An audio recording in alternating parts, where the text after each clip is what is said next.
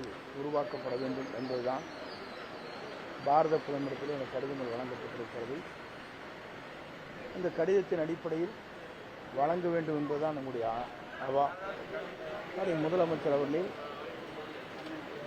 பாரத பிரதமரை சந்திக்கின்ற போது அந்த கடிதத்தை வழங்கியிருக்கிறார்.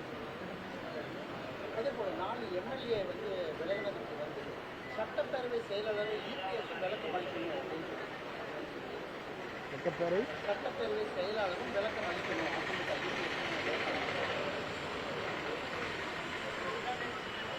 4 சட்டமன்ற உறுப்பினர்கள் விலகியதற்கு இபிஎஸ் முன்னிலையில் சட்டப்பேரவைத் தலைவர் அவர்கள் நேரடியாக விசாரணை மேற்கொள்வதற்காக கடிதங்கள் அனுப்பப்பட்டிருக்கிறது. அது சட்டப்பேரவைத் தலைவர் அவர்கள் அதற்கான முடிவுகளை மேற்கொள்வார். அதேபோல கப்பாம்பூச்சி ஜனதா கட்சியினர் இது முதல் ஆரம்பம் தான். எங்களுடைய ஆர்ப்பாட்டத்தினால தர்மேந்திர பிரதான் பதவி விலகியிருக்காரு. இந்த நீட்டு நாங்கள் மத்தியில் தொடரணும் அப்படிங்கிற ஒவ்வொருவருக்கும் இருக்கின்ற உணர்வுகள். நீட் தேர்வை பொறுத்தவரையிலும் எங்களுடைய கட்சியினுடைய முதல்வுடைய கொள்கை முடிவு அதுதான். ஆகவே அந்த முடிவில் அவர் தெளிவாக இருக்கிறார். அதே நேரத்தில் ஆட்சி என்பது சரியான முறையில் அதை எடுத்துச் செல்ல வேண்டும் நோக்கத்தோடு அந்த உணர்வுகளை பாரத பிரதமரிடத்தில் வெளிப்படுத்தி இருக்கிறார்கள். நீட் தேர்வு தமிழ்நாட்டில் மட்டுமல்ல, தமிழ்நாட்டு மாணவர்களுக்கு அது பெரிதும் பாதிப்பாக இருக்கிறது என்பதை உணர்த்தியிருக்கிறார். லஞ்ச ஒழிப்புத்துறையில் பல்வேறு பகுதிகளில் அதிகாரிகள் சோதனை பண்றாங்க.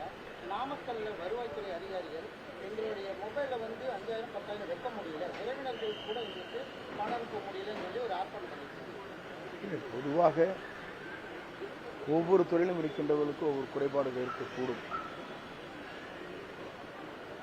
நம்முடைய விஜிலன்ஸ் ஆன்டி கரப்ஷன் என்று சொல்லப்படுகிற அந்த துறை எல்லா துறையை சார்ந்தவர்களிடத்திலும் என்ன நடைபெறுகிறது என்று மாவட்ட வாரியாக ஒரே நேரத்தில் ஒரு துறையை ஆய்வு செய்து அவருடைய வழக்கம் அதை தொடர்ந்து பின்பற்றுகிறார்கள். ஆகவே வருவாய்த்துறையை சார்ந்தவர்கள் தங்களுக்கு இருக்கிற பிரச்சனைகளை அரசிடத்தில் எடுத்து சொல்ல வேண்டுமே தவிர ஆர்ப்பாட்டத்தின் மூலமாக வெளிப்படுத்துவது அந்த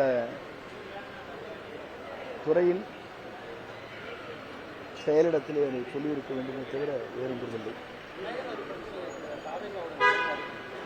தெளிவாக இருக்கிறார் நம்முடைய முதலமைச்சர். மேகதாது அணையை பொறுத்தவரையிலும் ஒரு செங்கலை கூட அவர்கள் எடுத்து வைக்கக்கூடாது, கொடுக்க அனுமதிக்க மாட்டேன் என்பதுதான் நம்முடைய முதலுடைய கொள்கை முடிவு. சிவகாசியில் தொடர்ந்து பட்டாசு விபத்துகள் ஏற்பட்டிருக்கு. அங்கே இருக்கக்கூடிய பட்டாசுகளில் ஆய்வு செய்யணும். ஏன்னா இது விதிமுறை இல்லாமல் இல்லை, விதிமுறைகளை மீறி இருக்கின்ற எந்த பட்டாசு தொழிற்சாலைகளாக இருந்தாலும் அதை உடனடியாக நடவடிக்கை மேற்கொண்டுதான் வருகிறது அரசு. ஒரு இடத்திலே நடவடிக்கை மேற்கொள்கிற போது மற்றொரு இடத்திலே ஒரு குடோனிலே சென்று இதற்கு அனுமதி இல்லை என்றவுடன் மற்றொரு இடத்திலே தற்காலிகமாக வைத்து வேகமாக லாபத்தை ஈட்டுவதற்காக சில பேர் முயற்சிகள் மேற்கொள்கிறார்கள். அதையும் தடுக்கப்பட்டு வருகிறார். பட்ஜெட்டை பொறுத்தவரையும் வெளியிடக்கூடாது, அது ஒரு சீக்ரெட். ஆகவே அந்த கேள்வியை பட்ஜெட்டுக்கு பிறகுதான் நீங்கள் கேட்க வேண்டும்.